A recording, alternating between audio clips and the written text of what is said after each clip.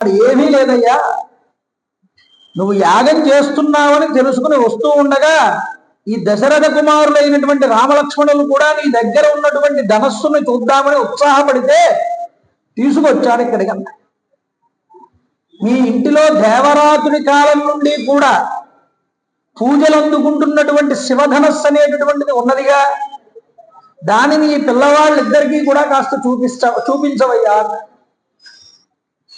చాలా ఆనందించాడు. అయ్యా మహానుభావ, తప్పకుండా చూపిస్తాను. అసలు ఈ ధనస్సుని నేను చూపించే ముందుగా అసలు ఈ ధనస్సు మా ఇంటికి ఎందుకు వచ్చింది, ఈ విషయం అంతా కూడా మీకు నేను చెప్పాలన్నా. ఆయన చెప్పడం ప్రారంభం చేశాడు. పూర్వం దక్షయజ్ఞ ధ్వంసం సమయంలో పరమేశ్వరుడికి దేవతలకి యుద్ధం జరిగింది. ఈశ్వరుడికి హవిర్భాగాలు ఇవ్వలేదని పరమేశ్వరుడు కోపించి దేవతలందరి మీదకి కూడా ధనస్సును ఎత్తాడు. దేవతలు క్షమించమని వేడుకుంటే వాళ్ళ యందు కరుణ చూపించి ఈ ధనస్సు మీకే ఇచ్చేస్తున్నాను తీసుకోండి అని దేవతలకు ఇచ్చేశాట పరమేశ్వరుడు. ఆ ధనస్సు ఇచ్చేస్తే ఆ ధనస్సు దేవతలు ఏం చేశారుట, ఈ యొక్క నిమి చక్రవర్తి యొక్క వంశంలో ఉన్నటువంటి దేవరాతుడికి న్యాసంగా ఇచ్చారు. ఒరే నాయన, ఇది పరమేశ్వరుడి యొక్క ధనస్సు, ఈ ధనస్సుని కొంతకాలం నీ దగ్గర ఉంచమని న్యాసంగా ఇచ్చారు. అప్పటి నుండి కూడా మా ఇంట్లో వంశాచారంగా ఈ ధనస్సు పూజించబడుతోంది. అయితే నేను ఒకరోజు యజ్ఞం చేద్దామని భూమిని దున్నాను. దున్నుతూ ఉండగా ఏమైంది అంటే, ఆ యజ్ఞాన్ని భూమిని దున్నేటప్పుడు నాగటి చాలు భూమిలోకి దిగబడి వేగంగా ముందరికి వెళ్తూ ఉంటే ఈ నాగటి చాలుకు ఒక పెద్ద పెట్టె లాంటిది తగిలింది. ఆ పెట్టె తగలడంలో ఒక్కసారి ఇలా తీయగానే ఆ పెట్టెలో నుంచి ఒక స్త్రీ పైకి వచ్చింది. ఎవరావిడ? మా ఇంటి మహాలక్ష్మి సీతాలక్ష్మి అన్నాడు. పద్మపురాణంలో అన్నారు, అసలు ఎలా బయటపడింది అమ్మవారు అని.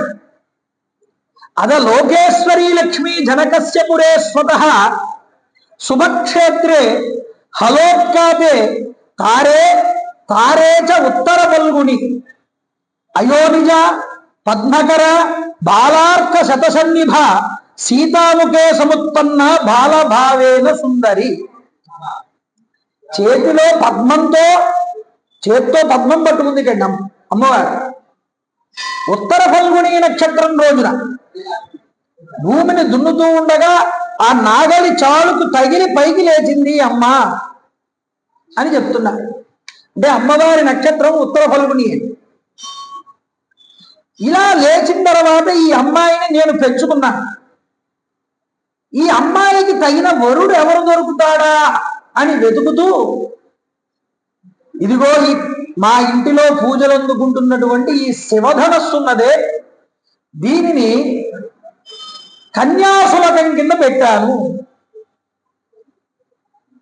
ఏమండి, ఎవరైనా ఒక పెళ్లి సంబంధం చూస్తే మా అమ్మాయికి మంచి ధనవంతుడు, విద్యావంతుడు, బుద్ధివంతుడు భర్తగా రావాలని అనుకుంటాడు ఏ తండ్రి అయినా.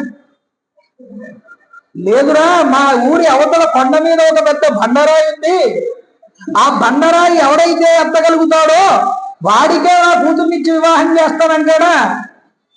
అలా అండు. మరి ఈ యొక్క జనకుడు ఏమిటండి, వాళ్ళ ఇంట్లో పూజలు అందుకున్న శివధనస్సును ఎత్తి చేయిస్తారన్నాడు. అంటే మనకి చెప్తారు శాస్త్రంలో, అధమే కృషత క్షేత్రం లాంగల దుస్థిత తత క్షేత్రం సోదయత లబ్ధ నామ్నా సీతేతి విస్తృత. నాగటి చాలుతో దున్నుతూ ఉండగా నాగటి చాలుకు తగిలి పైకి లేచింది కాబట్టి సీత లాంగల పద్ధతి అన్నారు. కాబట్టి ఈవిడికి సీత అని నామకరణం చేశానన్నాడు జనకుడు. అయితే సీతాదేవి దొరికింది ఈ అమ్మాయి పిల్ల దొరికిందని ఇంట్లోకి తీసుకువెళ్ళి ఇచ్చాట జనక మహారాజు గారు. యజ్ఞవాటికి వెళ్ళాడు. పొద్దున్న సమావేశం అంతా జరిగింది. సాయంత్రం అయ్యేటప్పటికి ఇంటికి వచ్చాడు. ఇంటికి వచ్చేటప్పటికి ఈ పిల్ల యవ్వన వయస్కురాల కింద కనిపించింది. అదేమిటండి అలా కనిపిస్తారా అంటే, మొన్న షణ్ముఖోత్పత్తిలో ఒక మాట చెప్పుకున్నాం మనం. కృత్తికలు ఒకరోజే పాలిచ్చారు షణ్ముఖుడికి, తర్వాత రోజే దేవసేనాధిపత్యం జరిగిందన్న. రెండో రోజు పిల్లవాడికి దేవసేనాధిపత్యం ఎలా ఇస్తారండి అంటే, వాళ్ళకి వయసుతో సంబంధం లేదు, పుట్టుకతోనే వాళ్ళు పెరుగుతారు. అందుకనే కాళిదాసు ఏమన్నాడని చెప్పాను, తేజసానాం నా వయస్సమీక్షతే. అయోనిజులకు, తేజో సంపన్నులకు, కారణజన్ములకు వయస్సుతో సంబంధం ఉండదు. ఒక కథ ఉంది. సీతాదేవి చెలికత్తలతో కలిసి పూల బంతులు ఆడుకుంటూ ఉంటే ఆ బంతి వెళ్ళి ఈ యొక్క ధనస్సు యొక్క పెట్టెలో పడింది. ఎవ్వరూ తీయలేక ఇబ్బంది పడుతూ ఉంటే ఆడపిల్లలందరూ వాళ్ళందరినీ పక్కకి తప్పుకోమని ఆవిడ చేత్తో ధనస్సును పైకెత్తి ఆ ధనస్సు కింద పడి ఉన్నటువంటి ఈ బంతిని చేత్తో తీసింది. అలా తీస్తే ఆ తీసినటువంటి దృశ్యాన్ని జనకుడు చూశాడు. అందువల్ల శివధనస్సుని కన్యాశుల్కం కింద అక్కడ పెట్టాడు, వీర్యశుల్కగా ప్రకటించాడు అని ఒక కథ. ఇది హరిదాసుడు సృష్టించిన కథండి, ఎక్కడా రామాయణాల్లో మనకు కనిపించదు. మరి ఏమిటి తెలుస్తోంది మనకి వివిధ పురాణాలు తిరగేస్తే అంటే, ఈ అమ్మాయి మామూలు అమ్మాయి కాదు. పొద్దున్న చిన్నపిల్లలా కనిపించింది, సాయంత్రం ఇంటికి వచ్చేటప్పటికి పెద్ద స్త్రీగా కనిపిస్తుంది, యుక్త వయస్సురాలుగా.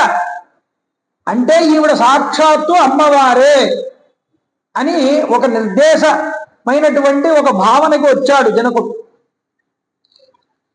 అమ్మవారు నా ఇంట్లో పుట్టింది అంటే పరమేశ్వరుడు ఎక్కడో పుట్టుంటాడుగా.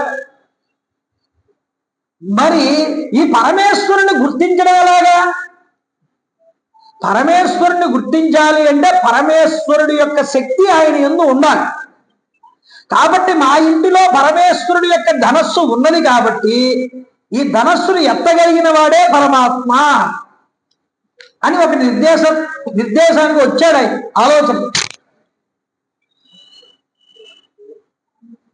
ఈశ్వరుడికి విష్ణువుకి అభేదమండి. కాబట్టి విష్ణువైతేనేమిటి, శివుడైతేనేమిటి, ఉన్నది పరబ్రహ్మ ఒక్కటే కదా అని జనకుడు అంటే గుర్తుపెట్టుకోండి, వాళ్ళు పరమ వైరాగ్య సంపన్నులు. వాళ్ళకి తెలిసినంత జ్ఞానం మరొకరికి తెలియదు. అందుకనే విదేహులు అని పిలుస్తారు వాళ్ళు. అందువల్ల ఆయన పరబ్రహ్మతత్వాన్ని ఏకం సత్ విప్రా బహుదావరంతి అని మనం చెప్తున్న మాటల్లోనే ఒకే పరమాత్మ బహుముఖాలుగా కనిపిస్తున్నాడు.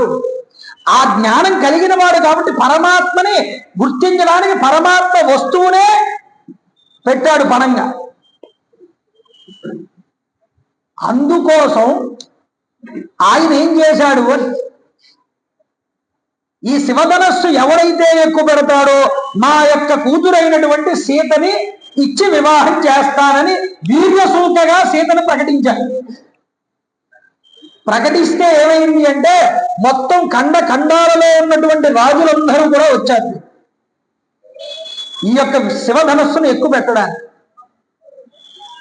పెట్టడానికి వస్తే ఒక కండిషన్ పెట్టాడు అందరికి జనకుడు. ఏమిటా కండిషన్? హనుమద్ రామాయణంలో రామచంద్ర ప్రభు వారి గురించి మాట్లాడుతూ హనుమ ఈ యొక్క శివధనుర్భంగ ఘట్టం దగ్గరికి వచ్చేటప్పటికి ఈ మాట అన్నాడు, ఎస్ సజ్జం ప్రకృతే సయేవ జనకజా మాత, ఎస్ సజ్జం న కురుతే తస్యామి జనకజా మాత అన్నాడు. ఎవడైతే ఈ యొక్క విల్లుని ఎక్కువ పెట్టగలుగుతాడో వాడు జనకుడికి అల్లుడవుతాడు. లేదా ఎవడైతే ఈ ధనస్సుని ఎక్కువ పెట్టలేకపోయాడో వాడికి సీతమ్మ తల్లి అవుతుంది. ఇది కండిషన్. ఇప్పుడు రాజులందరూ ఒకళ్ళకొకళ్ళు పోటీ పడ్డారు, ఎవ్వరూ ఎత్తలేకపోయారు. ఆ ద్వీపా పరదోప్లవీ నృపత్వయ సర్వే సమాభ్యాగతా కన్యేయం కమనీయ కోమల రుచి కీర్తిస్తు నాదపరం నా కృష్ణం నచటం కృతం నమితం నోస్తాపితం స్థాపక